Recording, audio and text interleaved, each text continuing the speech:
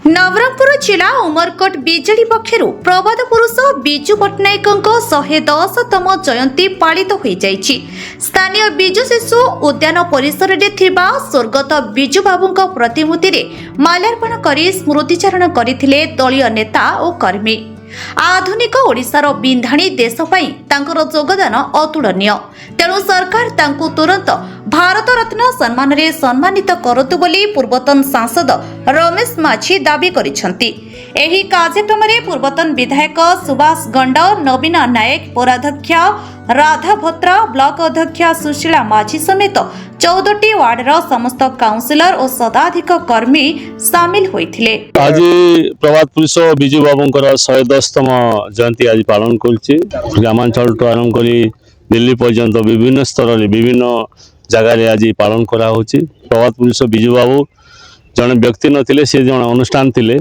तेणु से भली जने व्यक्ति जे कि प्रथमे जने शिल्पपति, परवर्ती समय राजनेता, केंद्र मंत्री एवं परवर्ती समय राज्यर मुख्यमंत्री एवं द्वितीय थर पर मुख्यमंत्री 1990 मसीह से ही थिले। तेणु तांको समय ओडिशार 13टा जिला को आम 30टा जिला रूपांतरित होईछि। ग्रामांचल जदि विकास जदि होईछि, उचित सम्मान एवं विशेषकर महिला मान 33% जो रिजर्वेशन संरक्षण व्यवस्था त्रिस्तरीय पंचायत राज बिजु बाबू समय ही होता।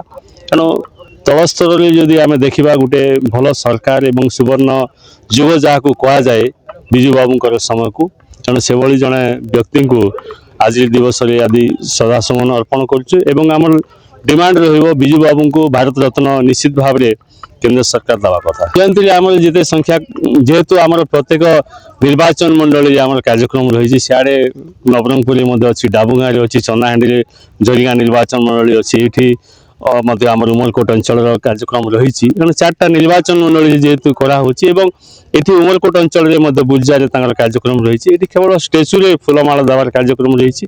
तेणु आमर जिते संख्यार जनसाधारण आमर कर्मकर्ता आसवा कथा से आसछन्ति। उमरकोट जितेंद्र कुमार दासंक रिपोर्ट, उत्कल मेल टीवी।